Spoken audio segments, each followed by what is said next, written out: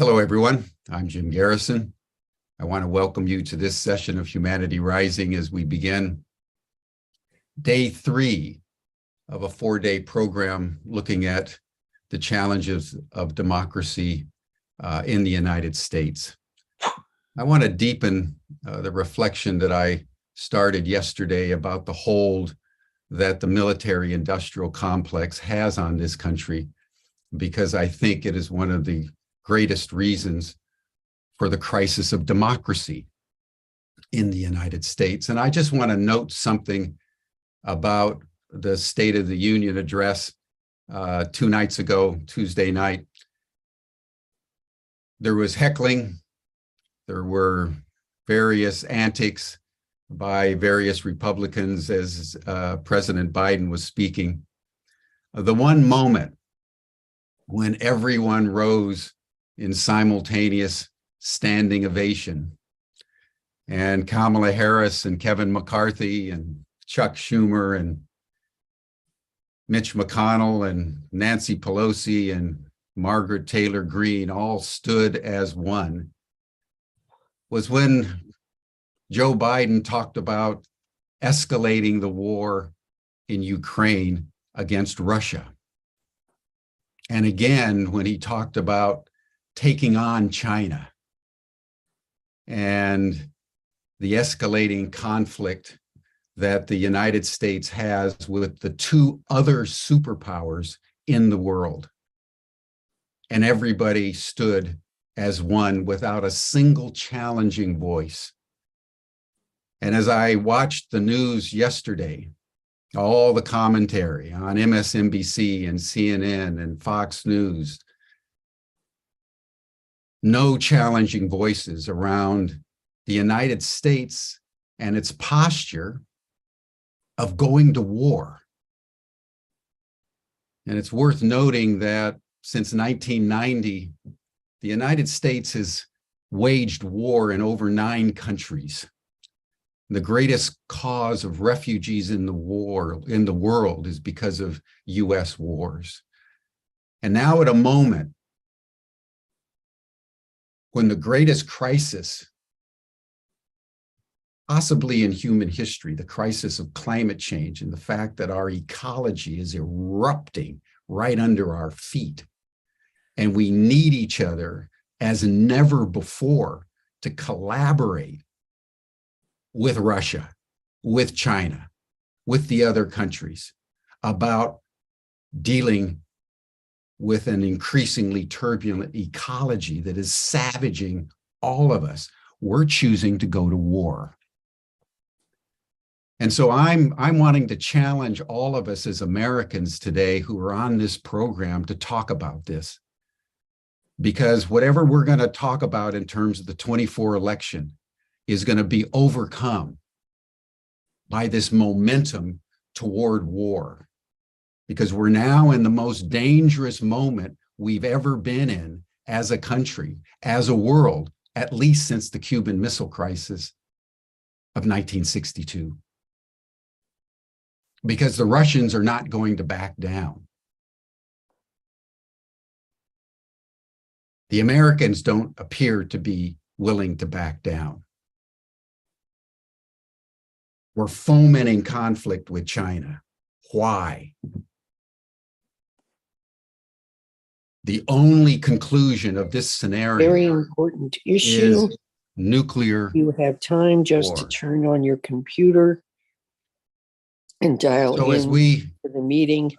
You don't have to stay on and pay attention. I don't know who that is, but whoever it is, could they mute? So we really have to think about what we're doing here as we deal with the crisis of democracy. And so I want to put out there today the issue of the momentum toward war.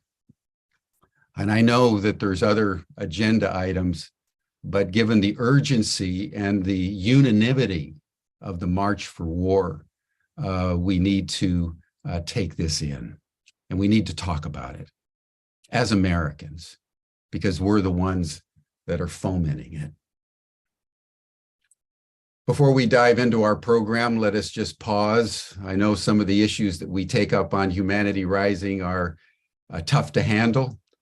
We had a very powerful 5-day program on racism in the United States last week that was also very challenging at many levels. But that's what we do at Humanity Rising. We take on issues that are of utmost concern, and we're willing to talk about them. But we do it in the spirit of unanimity. We do it in the spirit of truth pursued, not truth possessed. And we always, as we begin our programs, just simply take the time to breathe together. So for those of you who are new, in a moment, you'll hear the sound of a bell. Just breathe in slowly. About 5.5 seconds, you'll hear the sound of another bell, and breathe out. We're going to take 10 breaths together, and then we will begin our program. Thank you, everyone. Let us breathe as one.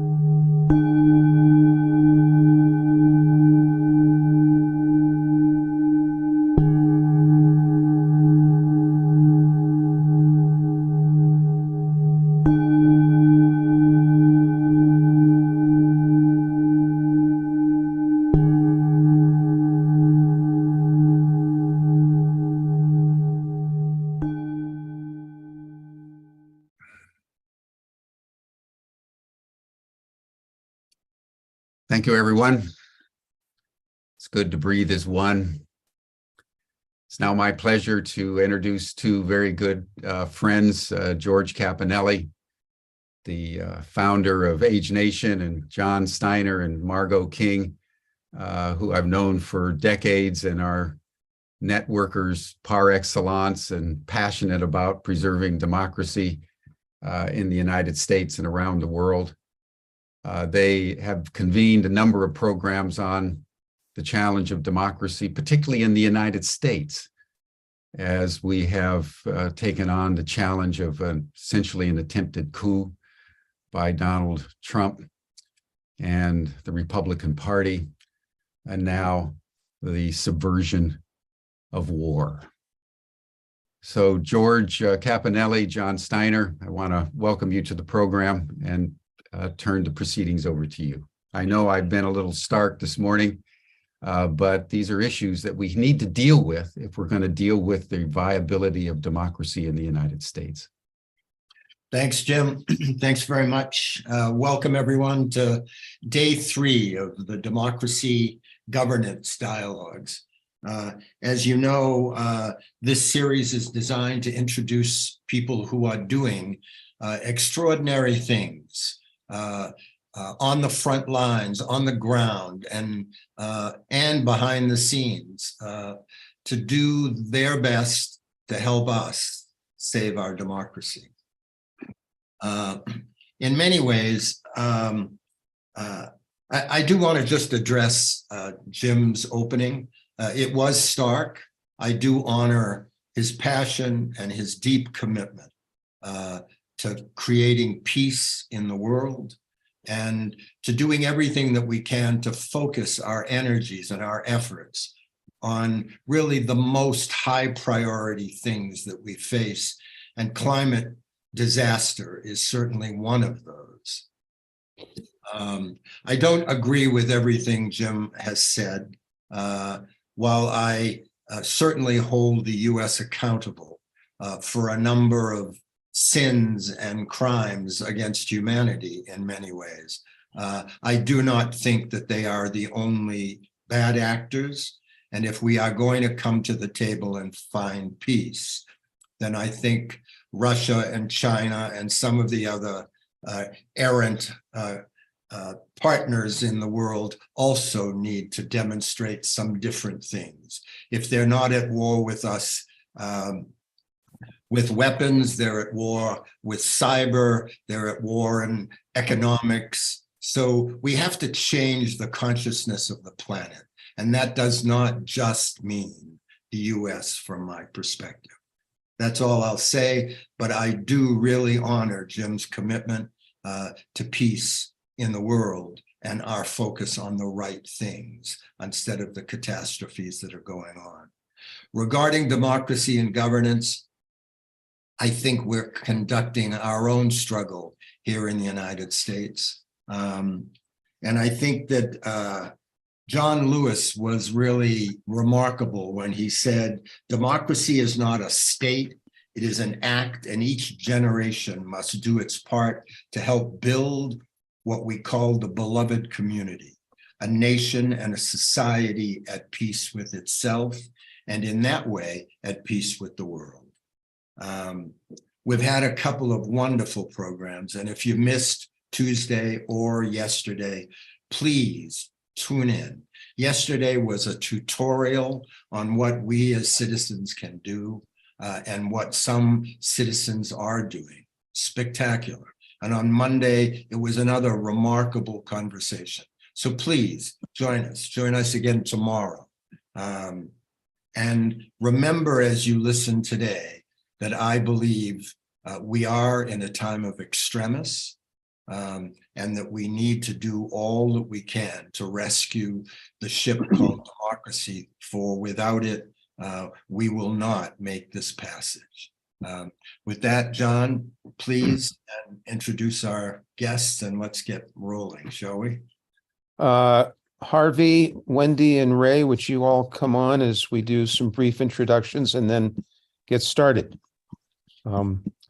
So Harvey Wasserman is an old friend, a returner to our democracy dialogues, as an American journalist, author, democracy activist, and advocate for many, many years for renewable energy and opposing nukes. Harvey, I think you coined the phrase "no nukes" back in the 70s.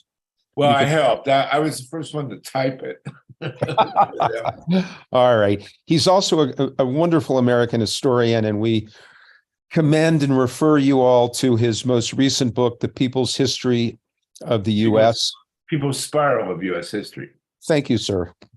And on Mondays, you're confusing me with Howard Zinn. Well, but you're certainly in his lineage, and he acknowledges that, as I recall. He did. And on Monday afternoons from 2 to 4 Pacific time, Harvey, now for I think a couple of years running, co-convenes the Green Grassroots Election Protection Gathering along with Wendy Viederman. Excuse me, Liederman. I know a Wendy Viederman. So welcome, Harvey. And Wendy, aside from co-convening, and I'm going to say this again because you all can write it down. It's online. It's a great Monday afternoon gathering together of many progressives and others in this country, both for democracy and climate. The Green Grassroots Election Protection.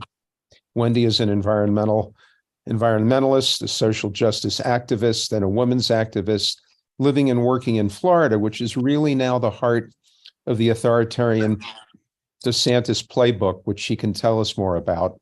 And Wendy's the founder and administrator of the Fort Lauderdale Water Crisis Community Forum and ambassador to the Florida Right to Clean Water campaign. And I just want to say what Wendy's doing on the ground, which we'll hear about regarding the privatization of water, is a major democracy issue across the country. Ray, welcome. Ray McClendon is the vice chairman of the Unity National Bank Advisory Board. He has a long and successful history in the business and finance world as an entrepreneur and advisor, having worked with Fannie Mae. But today he's coming on in his role as the political action chairman of the Georgia and the Atlanta NAACP, and having really helped co-create a model for grassroots relational organizing. And Ray, I'd like to start with you because what you all have been doing in Georgia, and as it's starting to be applied in North Carolina and other states, is not only a model, it's really a complementary approach to what Movement Voter Project, who we had on yesterday, is doing all over the country. So please come on if you want to tell us a little more about yourself and tell us this extraordinary work you've been doing in Georgia for the last few years. Well, thanks so much, and it's a pleasure to be with you and everyone else. We are working in Georgia we've been working in Georgia over the last 4 election cycles, really looking to engage voters on a grassroots level in a much more significant way, with some very basic relational organizing strategies that we believe are important, not only for Georgia, but indeed for the US overall, and to help lead a movement toward democracy across many of our battleground states, and be a beacon of hope and enlightenment for the world. We see that there's a rise of authoritarianism in this country and across the globe. We know that in many of our marginalized communities, particularly Black and Brown communities in the US and here in Georgia, that many of the disparities that we have, the disparities in equity of economic justice, of environmental justice, of social justice overall, come from the lack of the power that should accrue to one person, one vote. And so what we are attempting to do now is to re-engage with many of these citizens across Georgia and do it in an effective way with all of the grassroots organizations working together to become, number one, more effective and also more efficient through collaboration, communication, and coordination of activities. We have started a process here in Georgia where we began to work with many of the leadership groups in the various local communities, from the metro counties around Atlanta to the very rural counties in mid and South Georgia, to organize on a year-round basis. This started going into the 2016 election. And since that time, since the 2016 election, where Donald Trump won Georgia by 55,000 votes, we have begun to turn that around to the point where we now had in 2020 the conversion of the state vote for president to convert to Joe Biden by a win of almost 12,000 votes. We've also seen a dramatic increase in progressives being elected in the non-presidential cycles of 2019 and 2021, where dozens of progressive candidates were elected across the state that went unpublicized by the national media. So the point of all of this, and the bottom line of all of this, is that if you want to solve many of the problems that are concerned to different interests, from the energy crisis to climate change, to the way that we engage with other countries around the world, we must ensure that the people who will bear the brunt of that, Those marginalized communities are the ones that will have to fight wars that will be more disproportionately impacted by environmental injustice, by economic injustice, that they have feel that their voices are being heard. And that's what we are out here doing. And that's what will create a much stronger progressive movement in this country to overcome the authoritarianism and the autocratic leadership that we see being put in place. We've made strides in that each and every cycle,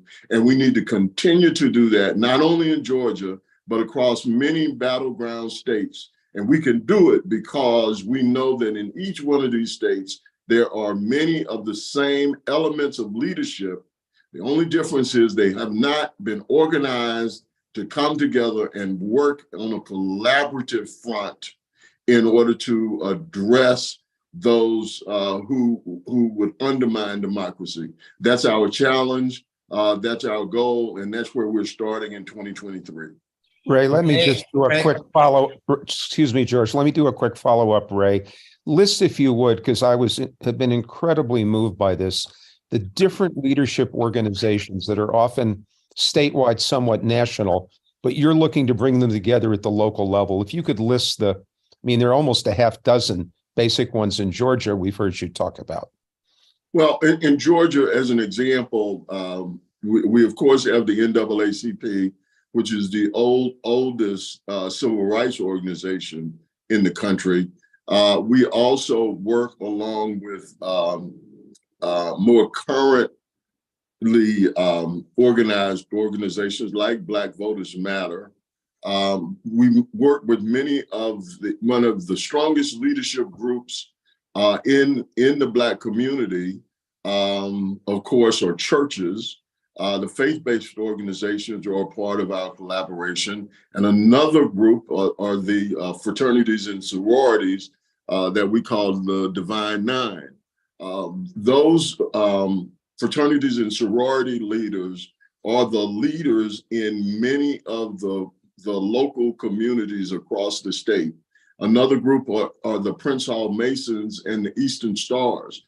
That organization is of Masons and Eastern Stars were formed right around the Revolutionary War. They're the oldest fraternal organization for African Americans in the country, and they are in every nook and cranny of the state. So what we did was we brought together all of those groups who are the leaders in their local communities, who have the connections to those communities, and said, let's work together to strategize. In the past, as an example, if we're doing voter registration, we would decide as the NAACP, let's do a voter registration, let's go out to a local Walmart Supercenter parking lot and do registration. Well, we'd go out on a Saturday morning and we would be on one corner in the parking lot. There would be maybe one of the fraternities like Alpha Phi Alpha would be in another part of the parking lot.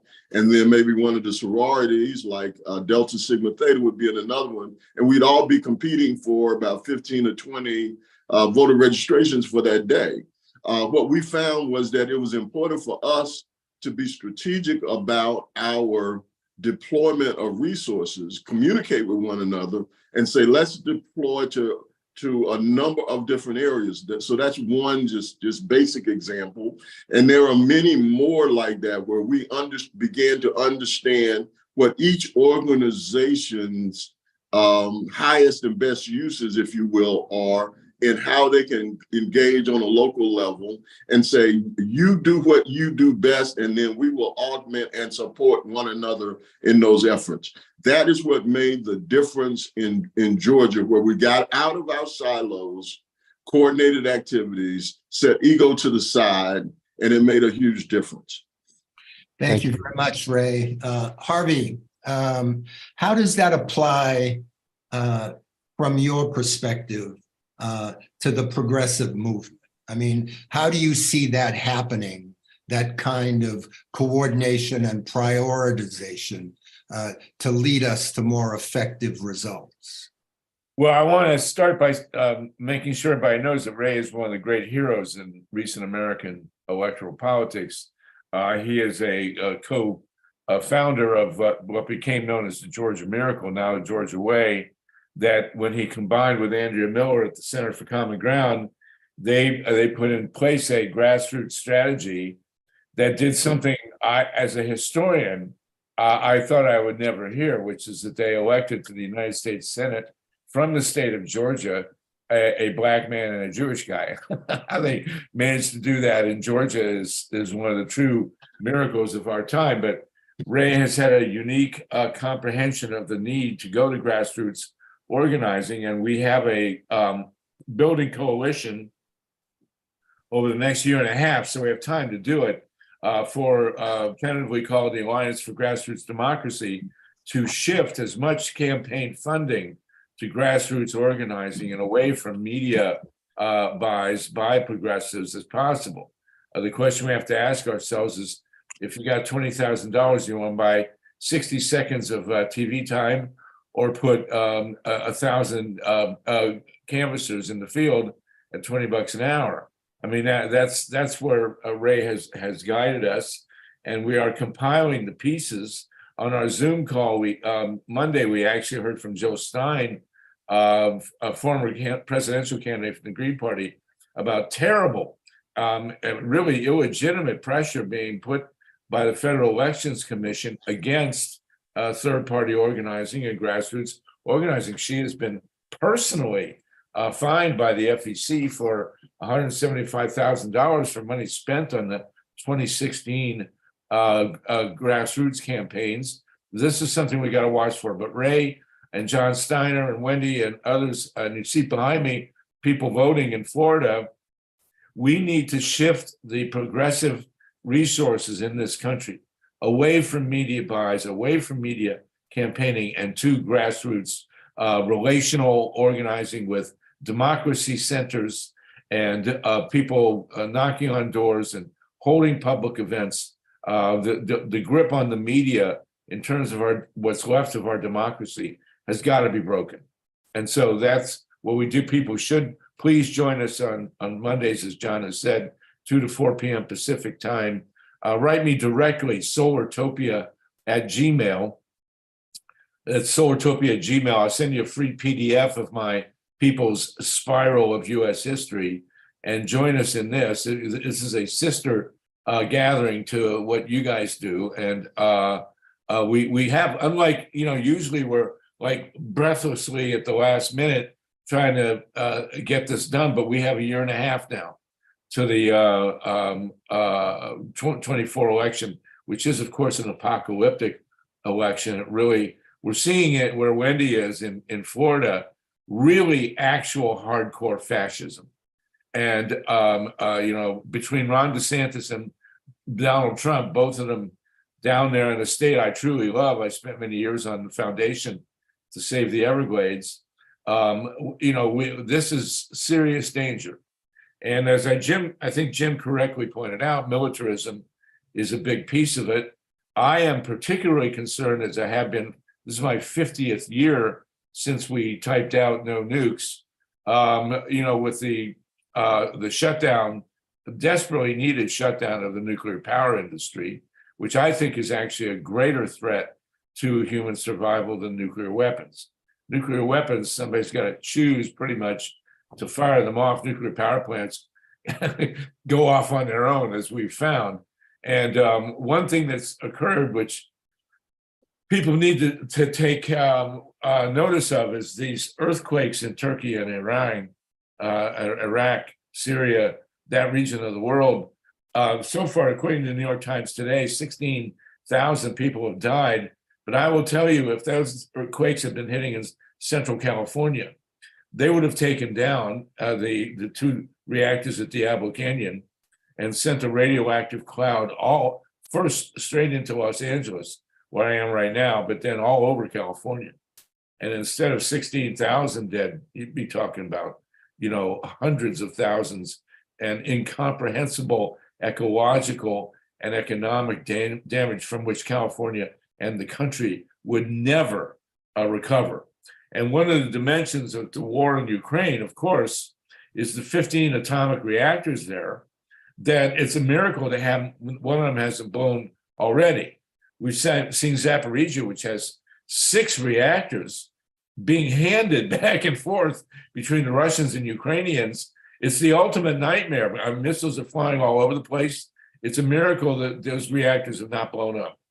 And here we see this guy Zelensky turn around in the middle of this war in which we don't need nuclear weapons to cause an apocalypse in Ukraine. We have these 15 reactors, including the 6, which is the biggest nuclear station in Europe at Zaporizhia.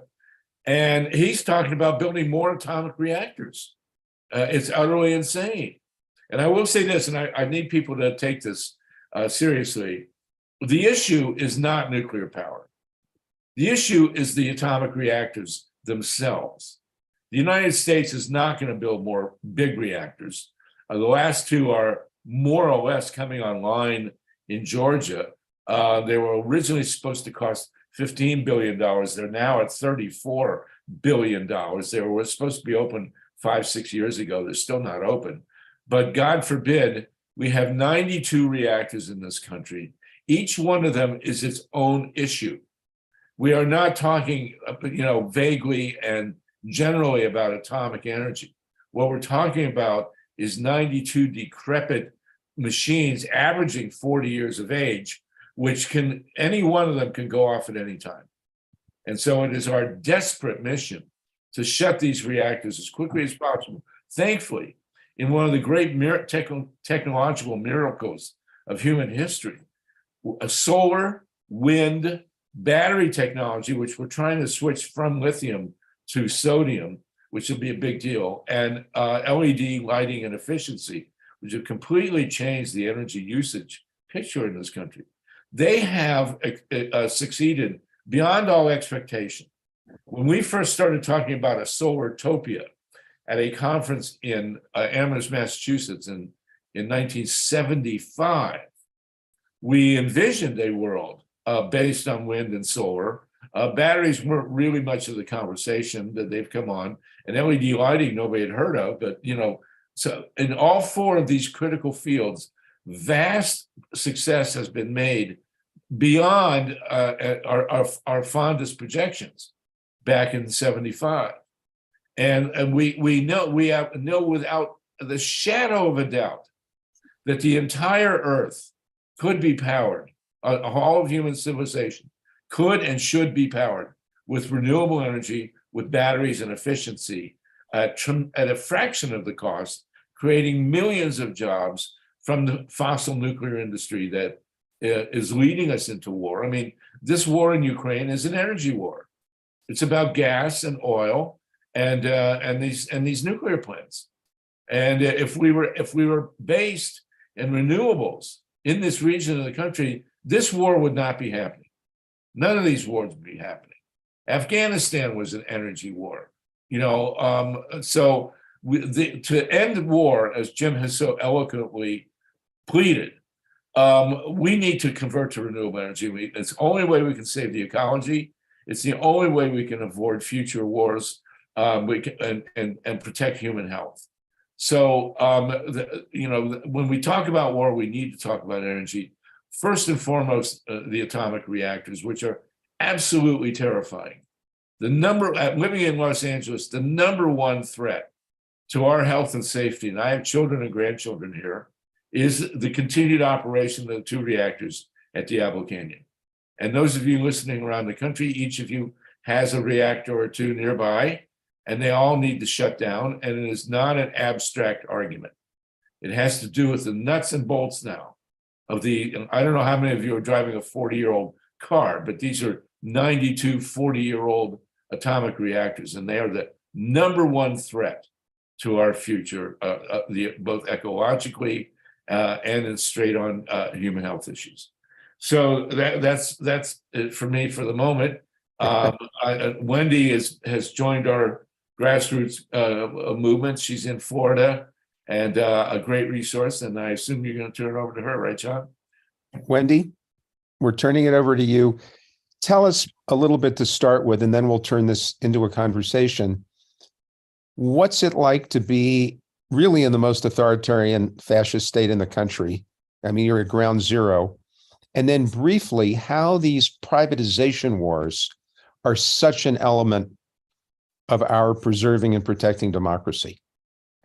Absolutely. Thank you. And if you don't mind, I'd just like to take a couple of seconds just to address what Ray and Harvey just said. And they're just such wonderful humans. And I'm really blessed and honored to be here with you all and to work with these beautiful people. What Ray said about the frontline communities, everything we discuss, I hope we just keep that in the back of our minds, or actually somewhere on the closer to the front burners, because that's really the most impact. And what Harvey was saying and what Jim was saying, I feel remiss if I don't say, if we really want to solve the climate crisis, then we're going to have to end this militarization and spending all of our resources on the military and funding these wars and funding these occupations and these sanctions that are creating instability and taking away democracy in the name of democracy for others, like what's happening in Syria right now, without being able to get just basic supplies to people that were wiped out in an earthquake because of our egotistical militaristic pride. And so I think that that's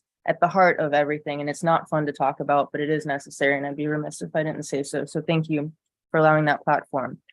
Yes, democracy, Florida, DeSantis land.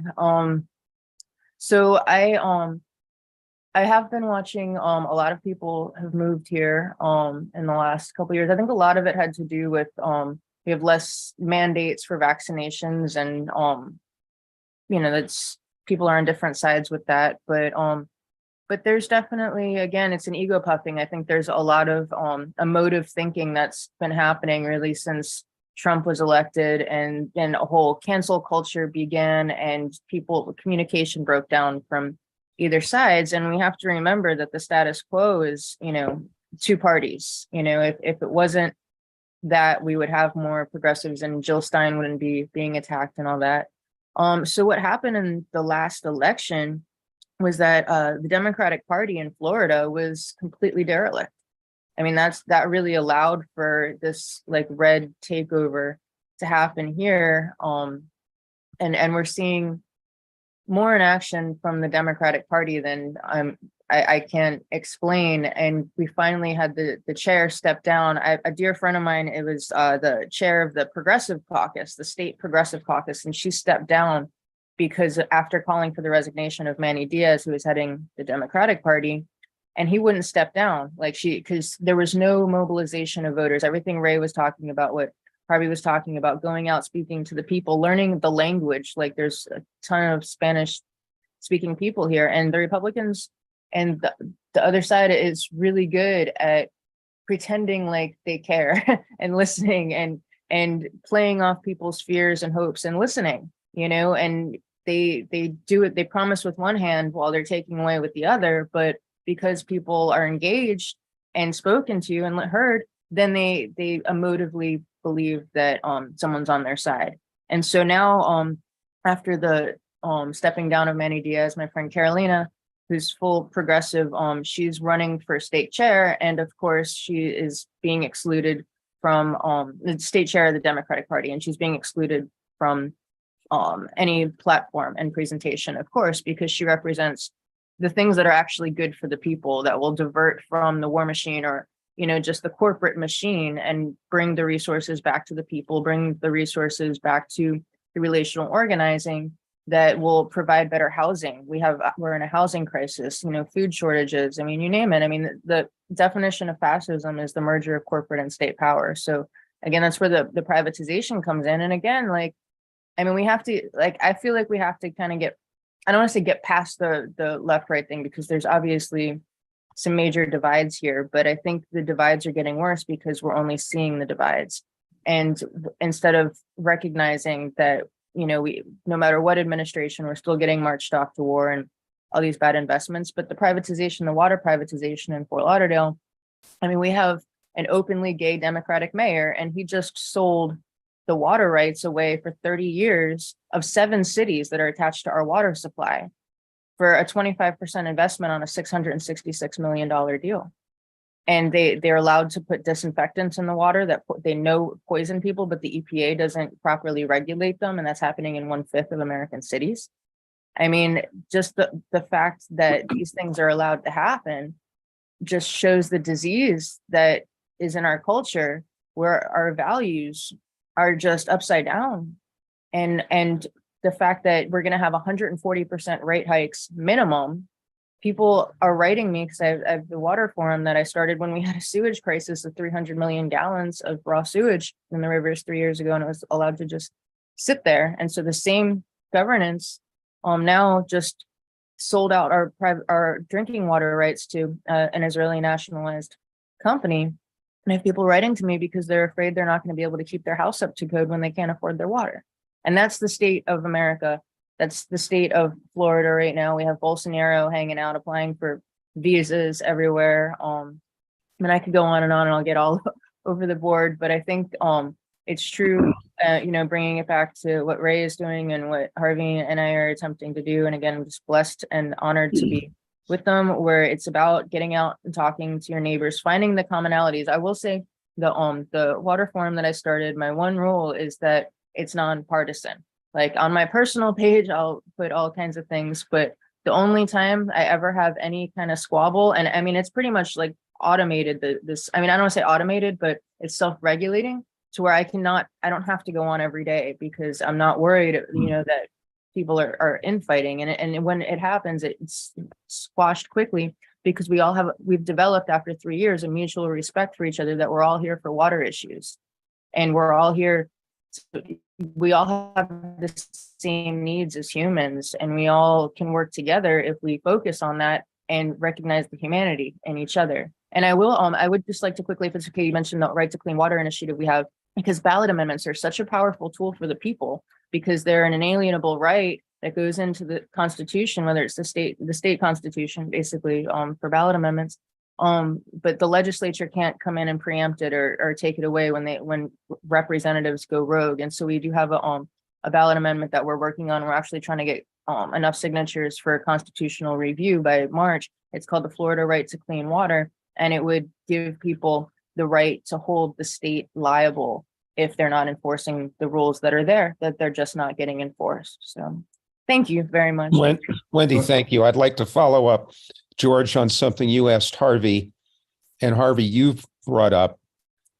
Obviously at one level, we have a democracy versus extremism polarity battle going on, because there's so many Republicans and independents, and even both and third party and non-voters who are on the democracy side. But Harvey, I want to start with you. We also have a real battle for the soul of the Democratic Party going on. And that's part of, Wendy, what you're also referring to. Whereas the Progressive Caucus, which has made such a huge difference in Congress on moving, quote, the Green New Deal. But there's a real struggle between the corporate liberal Democrats on the one hand and progressives on the other. And Harvey, how do you want to ask you and Ray, Harvey, how do you see that? How are you working with it? And is that the right way to frame the question? Right. Well, what you have here in this country is a duopoly. We've had basically an autocracy of two political parties whose common ground is corporate money. And what we now have is that the Democratic Party suppresses democracy in the primaries, and then the Republicans do it in the generals. So the Democrats don't have a leg to stand on. And we are seeing a generational changeover in the Democratic Party. Pelosi, Steny Hoyer, Schumer, the guy from South Carolina, and Biden are all in their. Well, Schumer's the youngest; he's in his early 70s. The others are in their 80s, and they're all, Dianne Feinstein. Their time has come. So we are seeing this happen somewhat naturally. Of course, it is women of color who've been leading the shift, the squad. And it's also more generally a shift in power from men to women. I would argue that the most significant power shift in the entire human race with our species is the shift in power from men to women. And you know, the indigenous societies were matriarchies. And we actually had a moment, it's in my history book, about a couple hours where Kamala Harris was in fact the president of the United States when Joe went in for his colonoscopy. So I'm going to say that it's primarily within the Democratic Party, it's primarily a battle between women and men, and also between young and old. The millennial and Zoomer generations are collectively the biggest demographic cohort in the history of the United States. Before it was the boomers, but the millennials are actually bigger than the boomers. And if you add in the Zoomers, I have 4 millennial daughters and 1 Zoomer daughter. That also is happening primarily in the Democratic Party. So what we have, and what our Greek calls are trying to do, is it's not merely a shift from progressive, from corporate to progressive, but it's also a shift in terms of the money. It's also a generational shift, and it's a gender shift. And there is no doubt that the millennials, followed by the Zoomers, are the most progressive generations in history. A lot of it has to do with race. The boomers are a very white generation, less so than previously, but they are substantially white. The millennials are in the 60s in terms of white, and the Zoomers are close to 50-50. And so the issue of race has been removed to a great extent among the younger people, as is the issue of sexual orientation. You know, millennials and Zoomers could care less about being, you know, whether you're LGBTQ. The boomers were less liberal than many people think. I remember serious conflicts over people being gay in this, even in the 60s and 70s. But that is going away with these generations. So these divisive elements of race and sexual orientation are disappearing among the younger people, as is, by the way, religion. There is a tremendous shift in this country away from organized religion. We know it started with the boomers, but what is called the nuns, N-O-N-E-S, people who don't go to church at all, is exploded. The evangelicals, who were a quarter of the population in the early 2000s, are now less than 15%.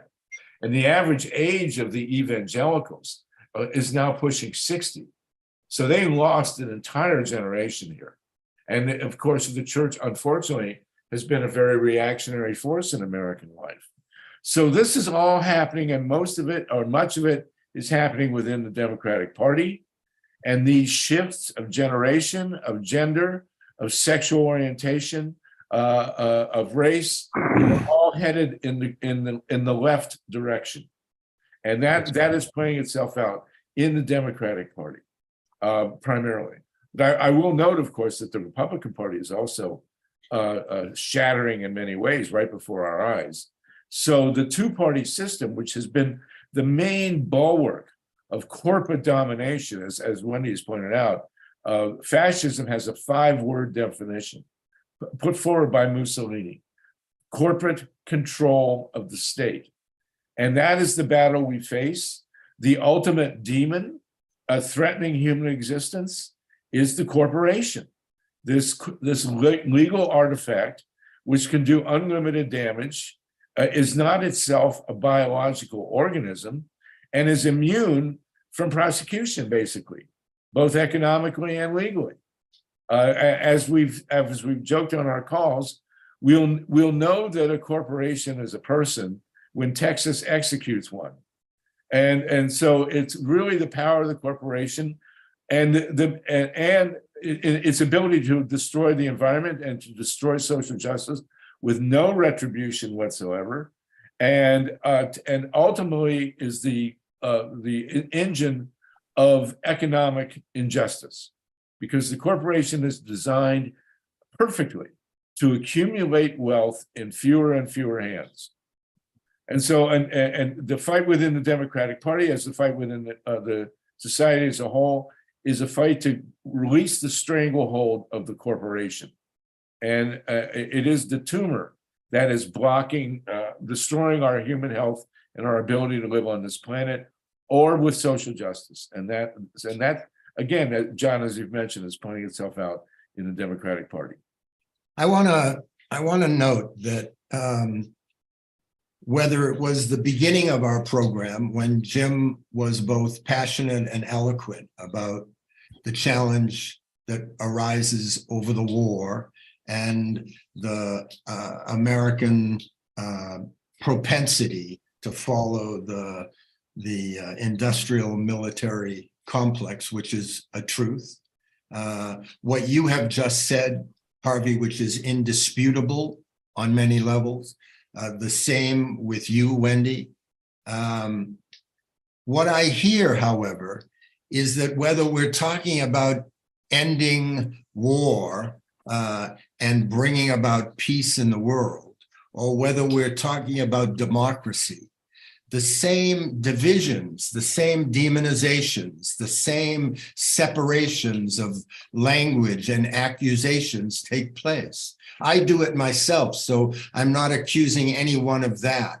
I just don't know how we get to a truly democratic society where women play their full role and hopefully a greater leadership role, where corporations are restrained, where the difference between progressives and corporate liberals or whatnot, how do we get beyond the languaging and the demonization to find real peace? How do we bring Russia and China and the US to a table at which we can actually find resolution? How do we do that in the Democratic Party without the fissures getting deeper and deeper? And yes, I agree, the whole question about millennials and Zoomers is a really wonderful one. But what we've also seen in other generations is as people age, they tend to return to some of the traditional beliefs that they thought that they had rejected.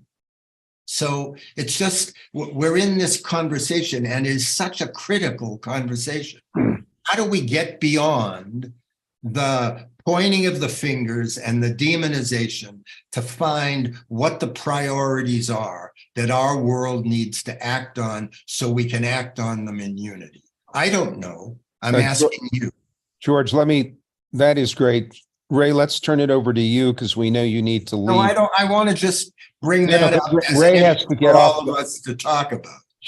George, Ray has to leave in a few minutes. Okay, sorry. So I want to give him a chance to respond to anything that's come up so far, or Ray, anything more you'd like to share with us before you have to go to the doctor. Thank you, John. And what I want to say to that very issue is that no matter what the challenge facing us, we know that voting is our most powerful form of protest and engagement. And those who have to fight these wars, again, those who are being impacted the most by environmental injustice, are those who are disenfranchised, and those are the ones who are systematically being suppressed from voting. So a critical part of what we want to do today is to say that the foundation of everything that we're talking about for change starts with engaging the citizenry, that they can make decisions for themselves that are in their enlightened best interest by participating in the democratic process, which means getting out the vote. So all of the issues that we're talking about can be transformed when we engage our citizens. There are more progressives, there are more Democrats than any other part of the electorate. The problem is that they are completely disenfranchised on a consistent basis. Their votes are suppressed. We fight it every legislative session. We're fighting it right now in Georgia, and we'll see it across the South. We know that we are moving toward a majority-minority demographic in terms of the voting population, and the issue for us is to engage those who would be like-minded on all of these issues, and we can overcome them. But it starts with the power of the vote. Thank you, Ray. And the power of the vote in this country has been skewed by money. Yes. And the primary goal of the grassroots campaigning that Ray has helped pioneer and that we're working with at the grassroots emergency election is to convert the power of money away from its power over the electoral process with grassroots campaigning. That it is the money power. It's those 4 terrible court decisions peaked by Citizens United that have allowed our electoral system to be captured by the corporations. And it's only George, you've asked, how do we solve this problem? It's grassroots campaigning. And as Ray has said, using the vote freed from the money power. That's the crux of the matter. And I also believe that we do have, using that same power that you're talking about, Harvey, we have the power to impact corporations by hurting them where they're most vulnerable, and that is through boycott of products and discernment when it comes to how we spend our dollars, just like how we spend our votes. We, unfortunately, in my opinion, are not exercising that power that we have, just as we're not yet exercising the power of the vote as much as we can. So grassroots, I agree completely. But what do we do? What do we do to restrain corporations? May I jump in? If We that's were all going to right? ask you to. Thank you so much. Because I completely agree, and I'm glad we still have Ray here for just a minute. I think part of what he's saying is we have huge numbers in these inactive voting blocks. And why are they inactive? Because they have no faith in the system. They have nobody to believe in to vote in anymore, because there have been words for 100 years. And those words just go to dropping bombs on people and funding these corporations. And so I think that, again, I think compassion and communication with the other and just coming together, and to what you're saying, George, of the money part. I always say, like, invest in the change you want to see. It's like taking back capitalism, because we don't have capitalism now. We have fascism. We have a corporate run state. But capitalism, when it's in check and it's regulated, is a fair and free market that a lot of people support, but we don't have fair competition. And so if people were to invest small amounts or just buying from the companies that they want to see and shift that, vote with their dollar. But again, it's going to come down to supporting through the grassroots, like Harvey and Ray are saying, finding the people. Socrates said something like, I'm paraphrasing, but the only time good people, not men, but people would run for government is when they don't want to be ruled by lesser men or lesser people. And right now we're in that crisis situation, because I feel like every time people are pushed up against a wall and pushed up against a corner, that's when they activate. When people are comfortable, they don't do anything. But when they feel like they have to, they get involved. And so now we have people like my friend Carolina running for the Democratic chair of the state party, which she wouldn't have done if it wasn't for necessity.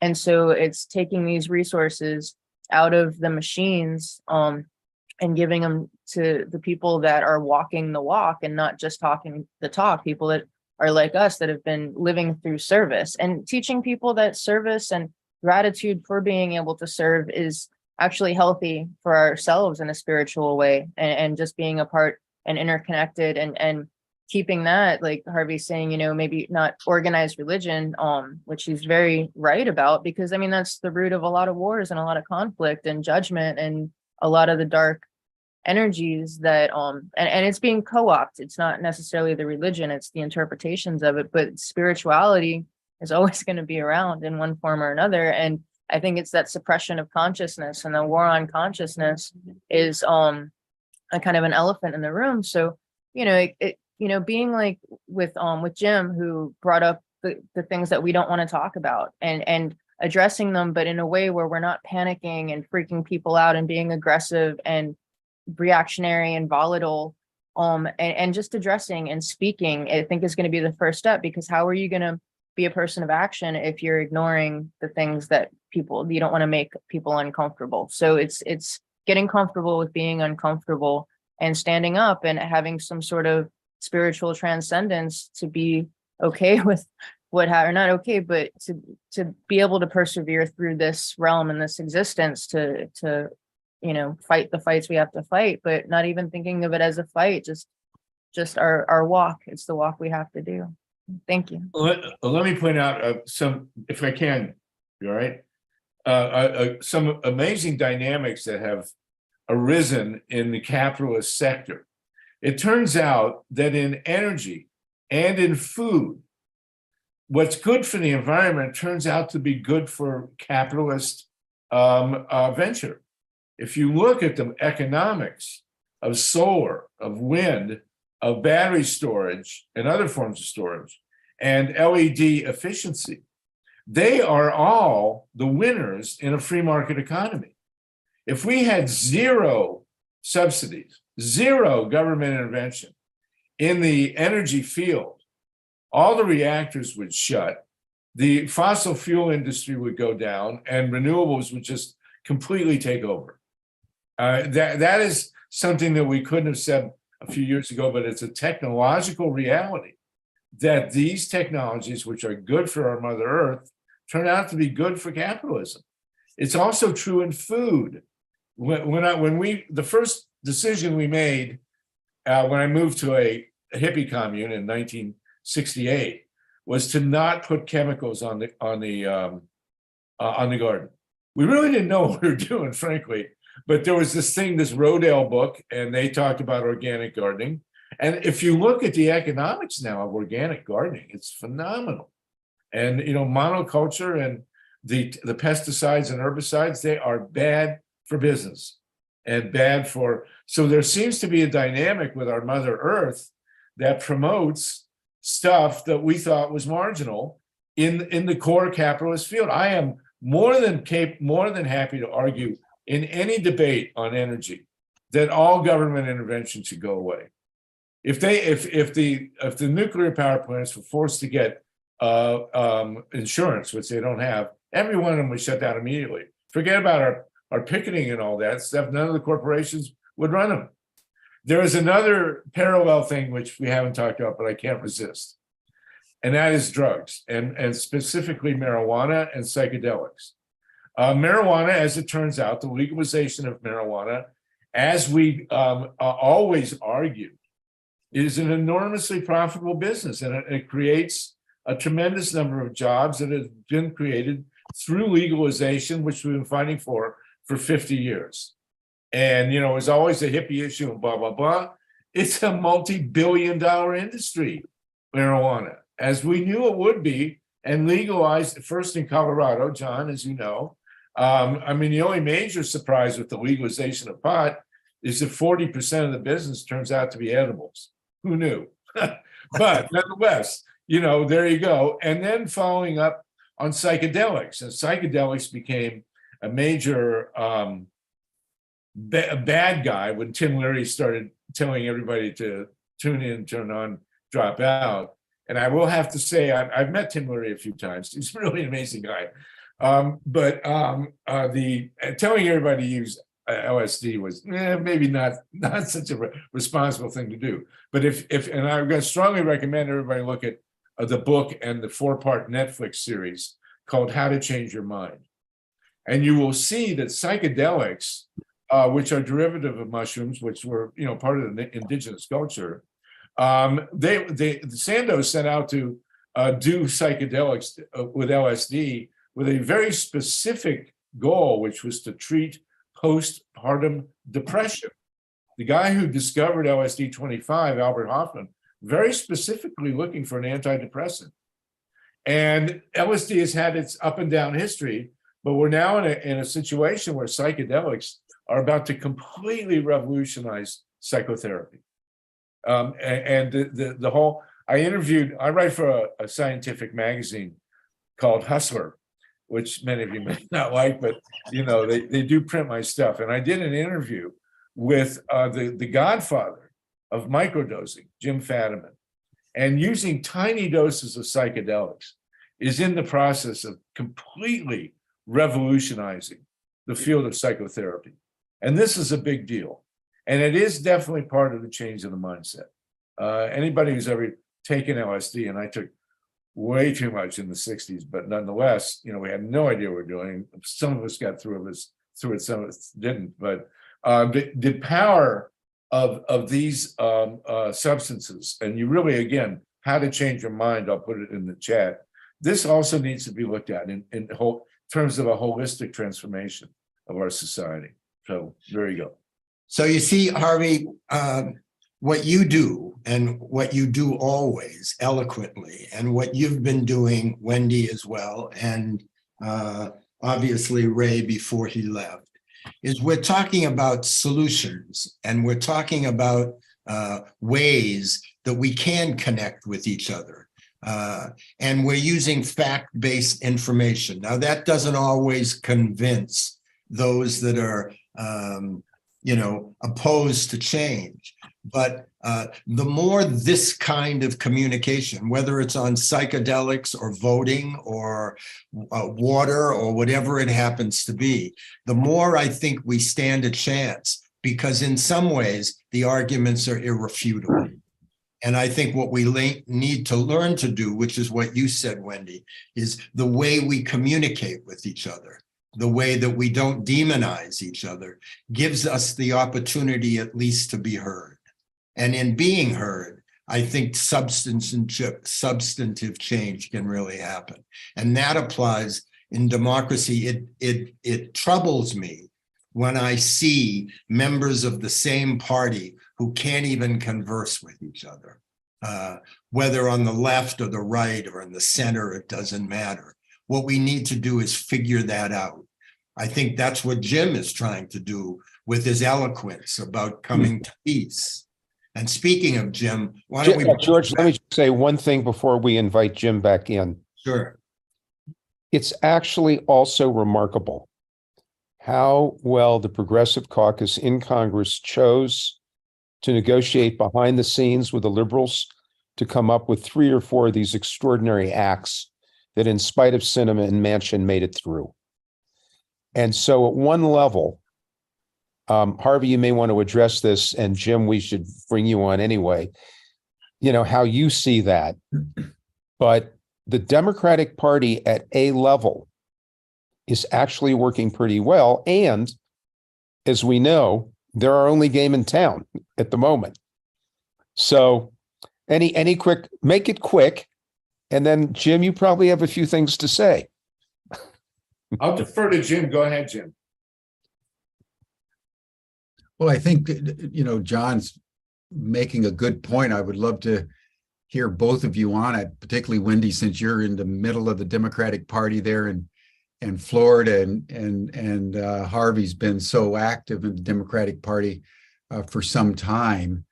And then I do have a few things I want to say, but I think John's asking a really important question about the cohesiveness of the Democratic Party and the influence of the progressives, because it looks like, Wendy, down there in Florida, sort of the opposite is happening. Thank you for deferring to me, because I do have a point on that, and it's kind of more of a broad point, because I'm from Broward, like right next to Debbie Wasserman Schultz's district, so I'm pretty aware. Don't use her middle name. Oh, I'm sorry, I always forget. It's it's just a trigger.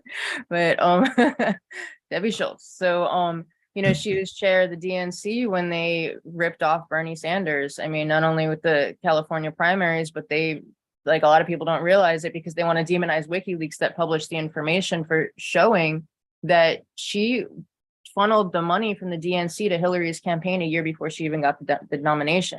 So everything that Bernie did happened at the grassroots. What, $27, $5 here, $5 there. And it just makes me, when you're speaking, George, that I think of the Buckminster Fuller thing where, so I think of how, you know, like a lot of people, and going back to the consciousness thing, all of it is that a lot of people are just waiting for the leader. You know, I think maybe 80-90% of people are waiting for someone else to take the first steps and test the waters, and then they're okay to follow. And Buckminster Fuller, loosely to paraphrase, was like, the only time or you don't fight the problem, but you create a new way until the old way becomes obsolete. So it's like, you just start doing it. If no one else is doing it, sit in the corner by yourself and do it. And when it works, other people are going to be like, oh, I should be over there. And what I'm doing is not really working, while I'm walking in circles, chasing my own tail. So I think in Florida, to go back to what Jim is saying, I mean, we're in the heart of the beast. We're like, I mean, and maybe it's not even just going back to Florida, because I don't even know what to say to Florida. I honestly, I don't even know. Like, we need to go out and learn to speak the language and talk to people and not fight with each other. We have Democrats fighting the progressives more than they're fighting the actual fascists. We have the DNC funding, secretly dark money funding extreme right-wing fascists, because they're more afraid of the progressives knocking them off of their pedestal, where it's like Coke and Pepsi, the right and left, that are keeping this whole soda pop industry alive, when it's killing everybody because it's all fake chemicals, you know, and it's not really democracy. So again, it's like, it's walking the walk, and other people, like, they're when something is working, it's gonna catch fire, as long as it doesn't get suppressed by the corporate media and the corporate government, and just and keeping that going. You know, I hope that touches on it a little bit, but I think that the what's happening now with the progressives having a seat at the table is because it's undeniable. Since Bernie happened, you know, even despite the DNC, you know, like, if COVID didn't happen, we would have Bernie for a president. I honestly believe it, because he was doing so well. You had people traveling from Miami in the dead of winter to go up to Idaho, or to go to Iowa to campaign in the snow for this person, because they just believed so hardy in this integrity and actual action, and not just malarkey. So I think that that's what's going to happen, is, again, it just of supporting the candidates that come from where we come from, and doing it, and not just talking about it. It's actions, not words. Right. And I think, go ahead, Jim, sorry.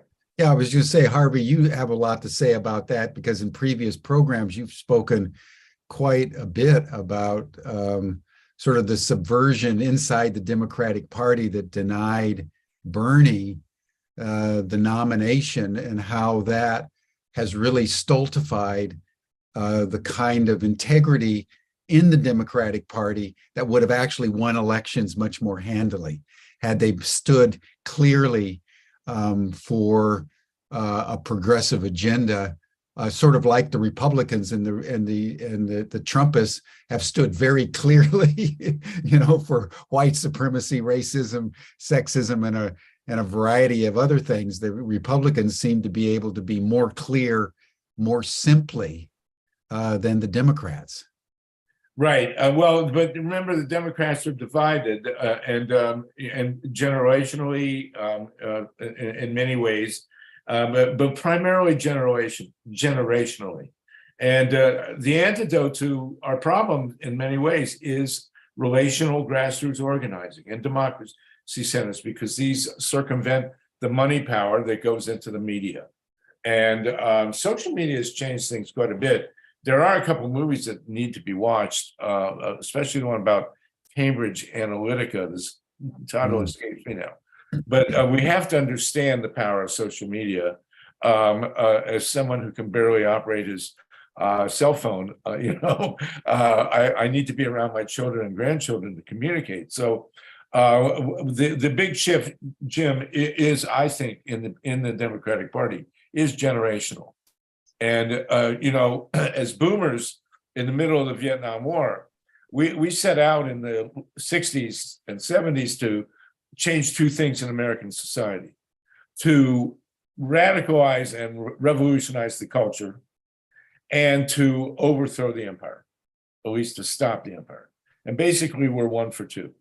It's easy to lose track of, but we really did revolutionize the culture in ways that many of us understand and younger people don't, because they're in the sea that we created and then always swum in that sea. But, when it comes to sexuality and music and the arts and psychedelics and all these other things, we did succeed in radically changing the culture, but we are still banging our heads against the empire.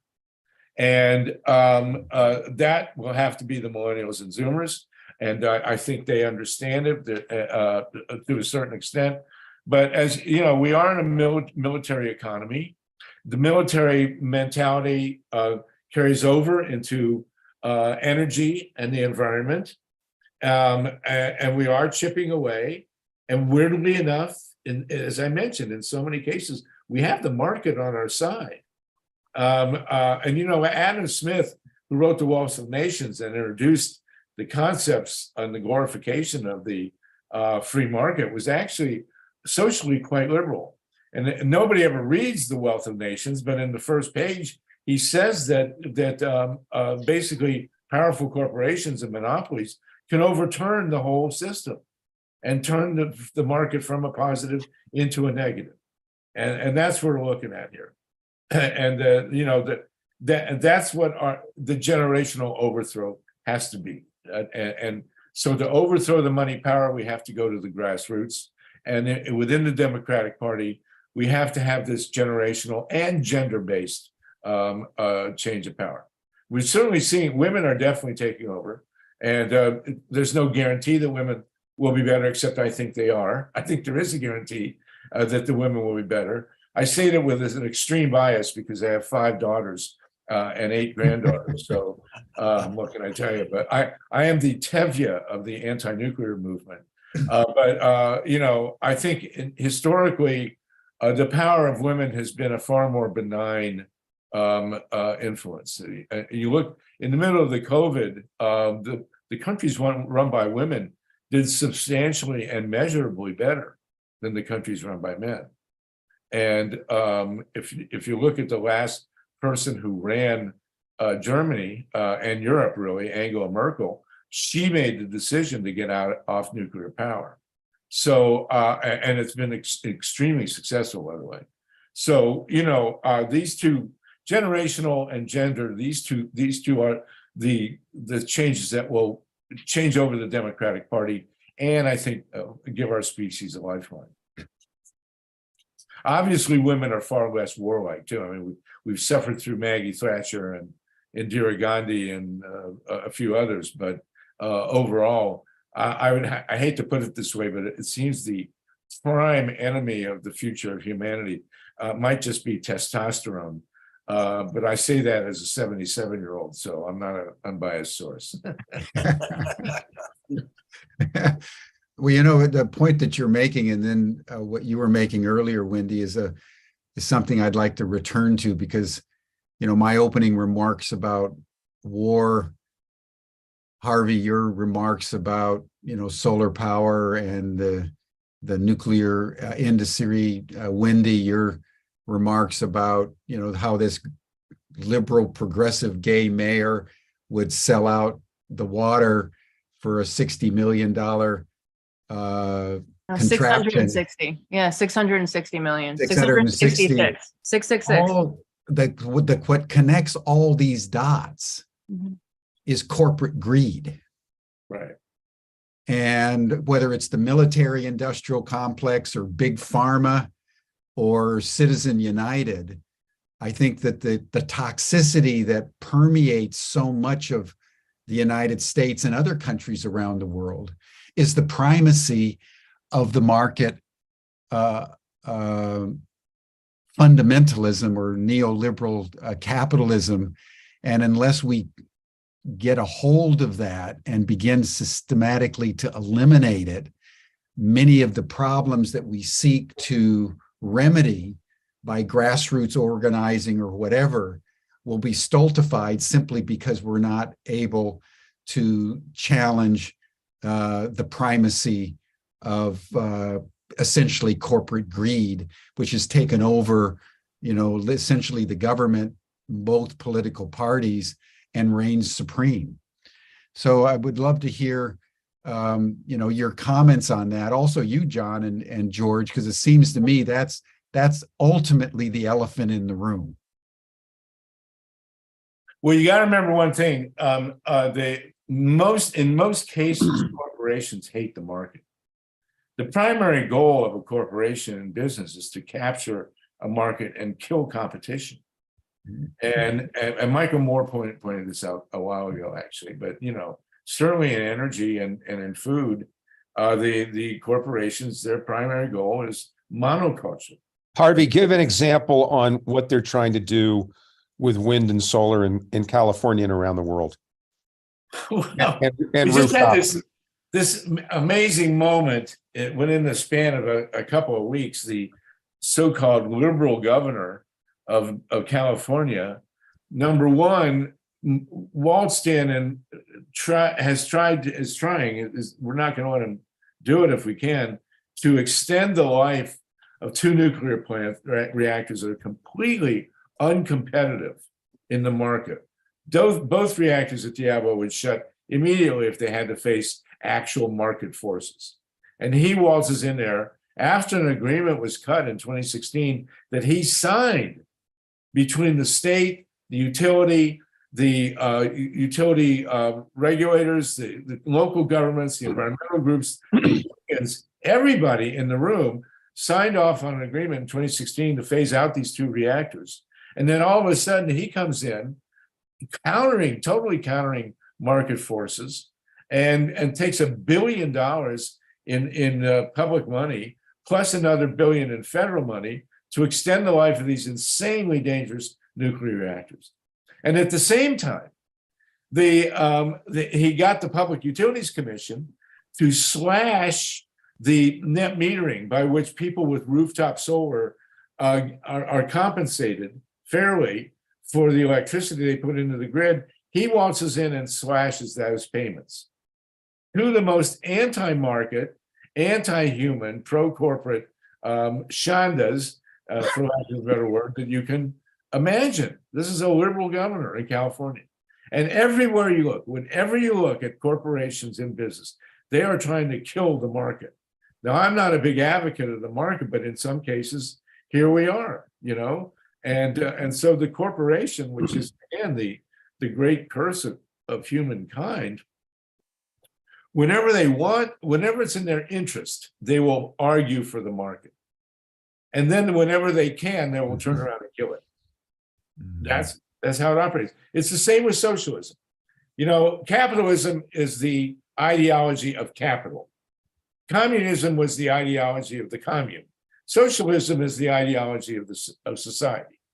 So whenever you have an argument about socialism, we on the left are arguing for socialism for the people, for Social Security, for Medicare, for the communal a good that the indigenous had. Nobody starved in a tribe unless everybody was starving. So that everybody was taken care of in the indigenous communities. And everybody in America, every corporation is taken care of in this communal manner. You have this phrase which has entered the vernacular, too big to fail. Nobody went to prison after the crash of 2008. Everybody must see the movie The Big Short.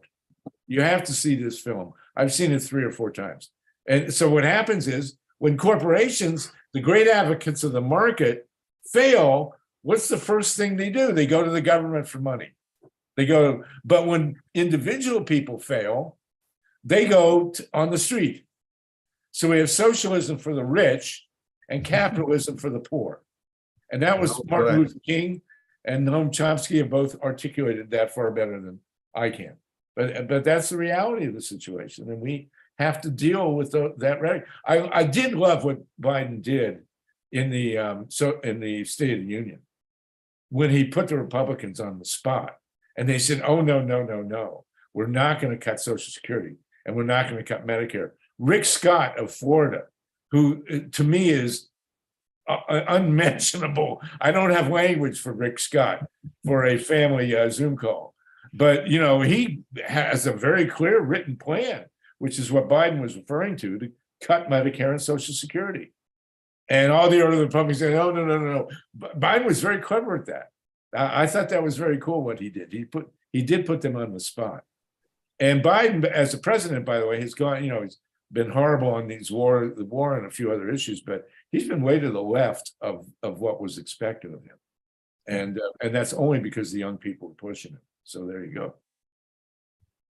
Wendy, do you have any comments? I That was a do. great statement, Harvey. Thank you. Yeah, thank you. Yeah, no, I definitely appreciate that. And I will just say quickly about Rick Scott, being in Florida, that yeah, we would call him Skeletor. I don't know if this is the right platform to say it, but that was our nickname for him. But he's the richest senator. He was caught like shysting so much money with he owns like medical companies and medical supply and all that. And so he was caught in major scandals. And again, it's like, oh, but he gets to go to the Senate. And so it's about accountability. But I think it's a two-part thing, going back off what Harvey is saying, is like one thing with women and and enfranchisement in a sense. But I think one thing to be aware of is like tokenism and greenwashing, because without the right intent, like you mentioned Thatcher, I mentioned the Schultz lady, and all these like people that, I mean, like I would honestly be quite terrified if Kamala Harris became president. I don't think that would be a great thing for our country in the right direction to go. I mean, she's a prosecutor, but so it's a matter of, again, like finding people that really walk the walk, not just because they're saying one thing. And again, the greenwashing, like what's happening in California. And I think a lot of it on this corporate capture comes down to public assets being stripped away. I think that's a huge part of it. That's what we're seeing with Florida, and they're doing it on all sides. And that exemplifies the whole Coke Pepsi two sides of the thing, because they're just taking away all the resources and all the assets that are inherently belonging to the people of the commons. And with that, you get a stripping of dignity. You do that long enough to a culture, and the masses, you wonder why they don't have any faith to go to the polls. And because it becomes internalized at that point where it's not even a conscious thought. It's just like, wow, I don't even have the energy to keep up to try to even pay my rent or feed my kids or myself or put gas in the car, or even have a car, or like not be on the streets. I mean, we're in a homeless epidemic right now. I mean, the realities of what's happening now is really unthinkable, and people live it every day.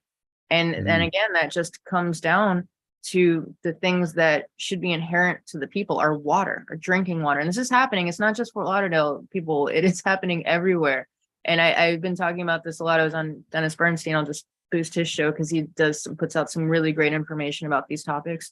But the template that's happening, and I raise this because it's happening in such secrecy, and I'm sure it's not just water, but again, utilities. We have in Florida, we have FP&L, where, I mean, to me, I think that net metering is just kind of a consolation, because they'll put out all these ballot initiatives every time that we try to get an initiative to be able to just have a regulatory framework that someone else in FP&L's district, their turf, wants to sell energy. They get blindsided or worse. And we can't have microgrids. We have to go through FP&L.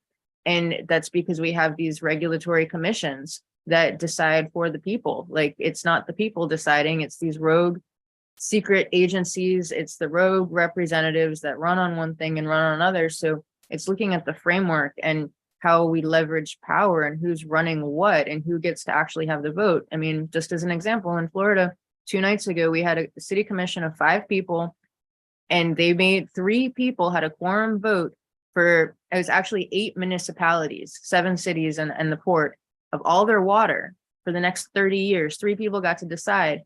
And I'll tell you, most of these people, I was writing to the city commissioners and everybody, and they didn't even know that this is happening. They don't even know. And so it's about being vigilant and just protecting the assets, whether it's your green spaces that, help protect against climate change, whether it's flooding or whatnot. It's just being vigilant and being, as best as can. And I just, it's coming to my head, just something that I think about a lot, is that people get worn down because they're so struggling just to survive, and they're thinking about the enormity, and it's just intimidating. And that's another reason to throw your hands up when you're already feeling like you don't have dignity and a place in society. We think about all the things that it just seems impossible and too large to do, and we think about all the things that we're not doing. And I think really what's important, that if everybody just took the skills that they have inherently in doing the things that they do, because we're all so different, that it puts all the pieces, like it fills all the pieces together. And even if you just take whatever you can, even if it's an hour out of the month, you're just doing the basic minimum of like what's right in front of you, and picking up that beyond yourself, taking that time just to serve the community and serve outwards. And if everybody did that, I mean, there's hundreds of millions of people in this country. And if you just took your individual unique skills and applied it to helping others with whatever presents itself to you, like a stray cat, and feeding that cat, that metaphorical stray cat once in a while, I think the world would be a lot safer and a lot more optimistic. And just stay in the light, because it's so easy to let fear take over and get angry at the evil, and that's what it feeds on, is fear and anger. So stay in your light and stay compassionate and stay in love and be in gratitude, and that's a good seed to plant. I think we can be okay if we all just stay consistent with that and commit. Beautiful final comment, Wendy. Thank you so much. With all the stress going on, just clinging to compassion, love, and gratitude, maybe one of the few things that is left. And it's the seed for everything else. Everything comes from gratitude from there. Even if you don't have love, you can find it in gratitude. Thank you. Thank you. John, do you want to say anything? And then George, you want to wrap up and tell us about tomorrow? Sure. Oh, you're on mute, John. You're on mute, John. Wonderful program. Gratitude, Wendy, to you and Harvey and Ray, and Totally. Nothing more to add. Totally. Deep gratitude. Blessings, everyone. Just in concluding, it seems to me that whether we're talking about war or democracy or water or whatever we're talking about, the final answer is something that Ray said, and something that you said, Harvey, and something that you've been talking about as well, Wendy. And that is that the ultimate power for changing the world resides within each one of us.